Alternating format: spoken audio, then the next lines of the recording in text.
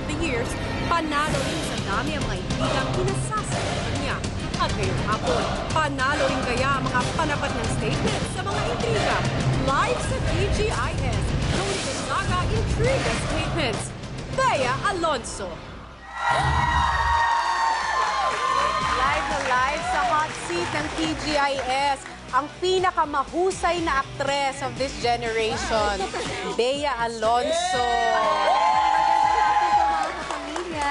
Welcome. This flowers is actually for you talaga. Pero hindi lang yan ang ibibigay ko sa iyo dahil nung nag-concert ako 2 weeks ago sa Texas, nanood yung Cybertropa. Mga fans mo, napakabait nila. Mahal na mahal ko sila. Si Ate Remy, may pinapabigay sila sa yung gift. Ayan, I hope you like this. Yes, love and prayers. Cybertropa of Bea. Thank you, Tita Remy. O yan, Ate Remy, ha, malinaw, binigay ko. Kasi may pruweba, baka isipin niya hindi ko binigay.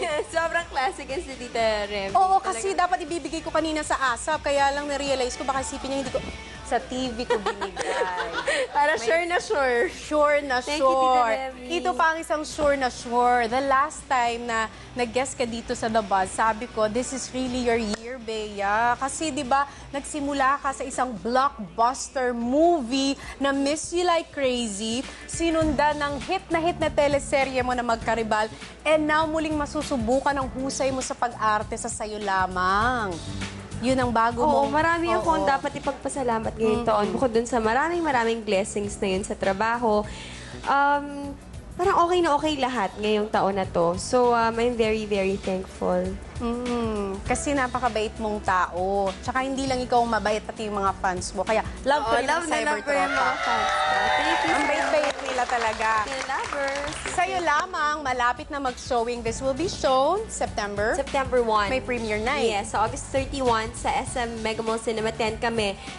Pero magkakaroon din ng simultaneous premiere. Ay, wow. Nandun sa Shell, di ba? Pinibitahan nila ako. Meron silang block screening yung mga Cybertropa.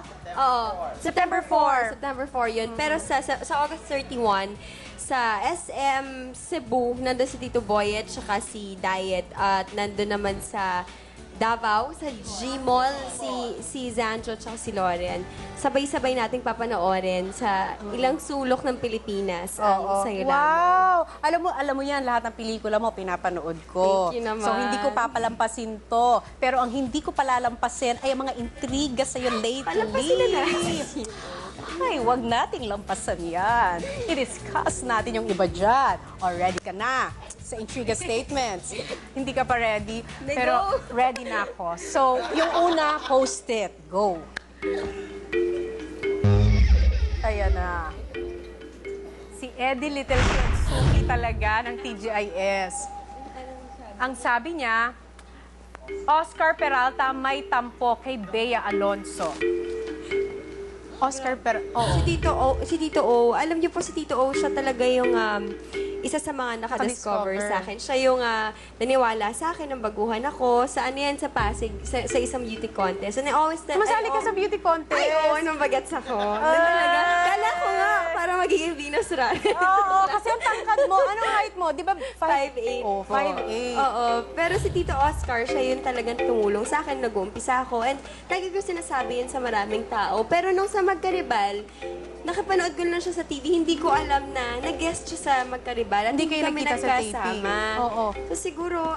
Bakit siya may tampo Pero sa'yo? si Tito Totoo O, ba? knowing him hindi naman siya ganun kababaw na magtatampo siya ng ganun Okay. agad-agad. So- Pero hindi na kami masyado nagkakaroon ng contact sa isa't isa. Sana po, Tito O, para ma-clear rin to, sana mag-merienda tayo, paminsan-minsan. Siyempre gusto ko rin mag-catch up. Oo, sige. So, ayan, si Mr. Oscar Peralta. Sana ma-clear. Bakit ka ba nagtampo, Kuya Oscar? Ano bang nangyari? Yes, Tito, ano yan? Pero I'm sure malilinawan din natin yan. And lalo na ngayon na nanawagan ka, I'm sure gagawa siya ng way or one way or another, magmi-meet uli kayo. I-guess uli siya sa Magkaribal. Para Correct. Sana magka-eksena kami na lang, di ba? Ayan, para Ayan. malinaw talaga lahat. So, malinaw na. Iwanan na natin yan. We will move on to the next Intriga Statement. Post it! Si Lola. And Chong B. Kausap ko kanina to. Ako, gusto namin makasama yung isa't isa. Ano namang masama doon?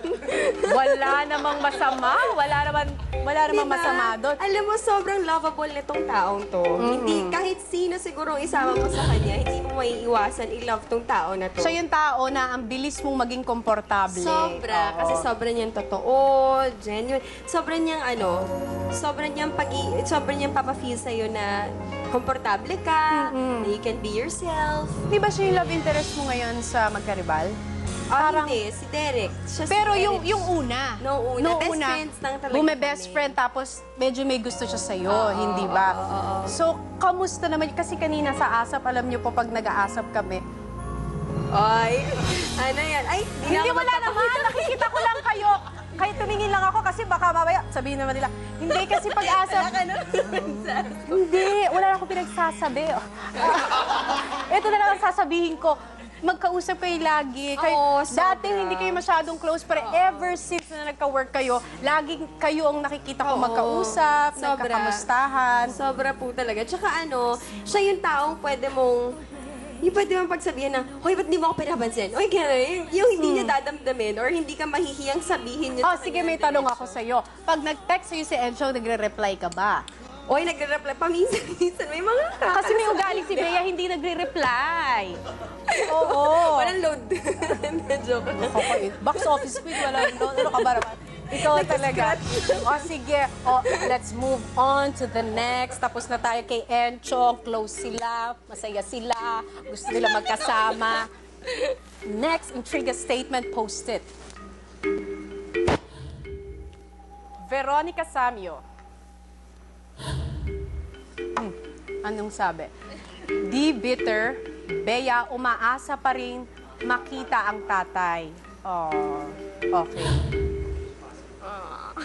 Alam mo, kausap kita kanina nung bago mag-opening, tapos tinanong ko yung shooting nyo ng Sayo Lamang. Sabi mo, hanggang ngayon, hindi ka pa maka-let go. Ang feeling mo, ang daddy mo, sa totoong buhay, si Christopher De Leon. Di ba, sinabi mo yon? Kasi si Tito Boyet, nakasama ko na siya sa Maging Sino Ka Man. Ang tagal. Oo. Tapos, pag ganun katagal, parang yung nagiging komportable ka. Tapos pag tinitingnan mo yung tao na yun, talagang mahal na mahal mo siya bilang tatay. Ganyan. Tapos ngayon, nagkatrabaho na naman kami. Tapos, So, yung una ayun, maging sa sino totoo. ka man, di ba? Oo, Maging Okay. Sino Ka Man. Almost 2 years namin ginawa yun. Sa ako, wala akong visual nung tatay eh. Walang Nung walang father mukha. figure. Oo, walang mukha. So, tuwing nakikita ko siya, dahil dito sa Sayo Lamang, parang feeling ko siya na yung figure. Siya na yung daddy mo talaga. Oo, siya talaga yung tatay ko. So, nung una talaga parang, meron kaming isang eksena nasa trailer, to yung 10 taon, ganyan. Habang nagpe-prepare ako, tapos nung natapos na yung eksena, nginig talaga ako, tanda ako, tapos humahagulgul ako, ang tagal. Tapos ayoko magpakapit kasi nilalapitan nila ako, nila Ate Tess, yung makeup artist ko, sina Ate Rose, ganyan. Tapos gusto nila ako yung Hagurin Oo, dahil yung pakalmahin. Ganyan. Oo. Tapos hindi kasi salo ka nga hagulgol. Yung ganun, sabi ko, pagkatapos na na-realize ko, sabi ko, parang hindi pa ako nagalit ng ganitong kagalit sa buong buhay ko. Yung kaya ko palang ma-reach yung ganun. Nagagalit ka ba? Parang never kitang nakitang nagalit, Hindi. Bea. Yung ganun klase. Nakatrabaho ko po si Bea Alonso sa Maging Sino Ka Man. Kahit na umaga na, lahat nagre-reklamo na. Si Bea Alonso, ganyan lang siya. May eksena pa ako. Oo. Napaka-sweet mo talaga. Parang hindi kita nakitang magalit. At saka isa siguro sa, bagamat hindi ako sobrang close sa'yo, pero sa time na nakasama kita at nakatrabaho kita, isa lang ang masasabi ko, isa ka sa may pinakamabuting puso. Kasi hindi kita nakitaan na nagmedita, nagsalita ng masama against other people. So, yun siguro ang kaya kong i-assure sa kanila. Kaya naman, no wonder this year, sobrang daming blessings ang dumarating sa buhay mo. You deserve it and more. Pero ito na lang siguro ang huli kong tanong bago natin tapusin ang lahat ng ito. Ano ba ang sikreto? Bakit blooming ka, maganda ka at masaya ka? Kasi ang dami kong cells. Dapat mag-4G kayo kasi Yun para ang magkaroon nagpapaganda kayo sa'yo. Maraming cells. Nagpapaganda ka sa akin, Mark. Hindi, pero hindi. Basta feeling, ngayon yung realization ko from last year, kasi ang laki-laking difference nung last year sa taon ko ngayon eh. Oo. I mean, I mean, In transition. in transition from 2009 2010, laki-laki talagang talon. Pero, inisip ko na kailangan kong pagdaanan yung Lahat. last year para maging ma-appreciate ko to ikaw ngayon. So ngayon, yun na-realize ko, happiness is a choice. Ay, happiness is a choice. Yun naman ang talagang katagang binitawan niya ngayong hapon. I will always remember that happiness is a You choice. can always choose to be happy. Depende kung paano mo iti-take yung mga bagay-bagay. Ay, ayoko na nga magsalita. Ay, Happiness is a choice at alam mo kung bakit. May choice ako ngayon na leading man ko, hihiramin ko sa'yo si John Lloyd Cruz. balik mo. Uy, babalik ko talaga ng buong buo. Sandali lang, pahiram lang, makakatrabaho ko siya ha. Alam mo kung gaano ko kapan ng love team ninyo, maging sino ka pa. Uy, Sinasabi grabe. ko na sa inyo yan. Pahiram Si lang kay Tricante John. yan, di ba? Oo. Ay, nga, papanoorin ko yan. Maraming salamat, Bea. You deserve it. Sa'yo lamang, papanuorin namin lahat yan. Mark your calendars. At saka gusto ko rin magpasalamat dun sa bumubuo ng Sa'yo Lamang kala Direk Loris, kana Lee May Lee, sa lahat po ng writers namin at sa lahat ng crew, staff na talagang nagpagod din kasi medyo nag-araw-araw din kami ng shooting halos. So maraming salamat din sa patience, Direk, and sa suporta na binigay niyo sa amin para maka-deliver lang sa bawat eksena. Bea Alonso na, Star Cinema pa. Ano pang hahanapin nyo? Blockbuster hit na naman ito mula sa Star Cinema. Congratulations in advance.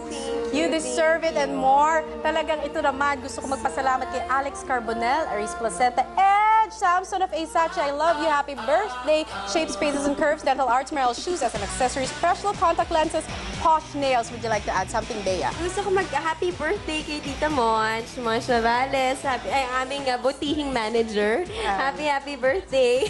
Yan. Love ako ni Saka Ate gusto ko Monch. magpasalamat kay sa Surigao po kasi binigyan niya kami ng shoes sa Magkaribal. Ay, wow. Kasi sobrang siyang natutuwa sa Magkaribal. Ay, wow. Kay Michael Cinco, thank you.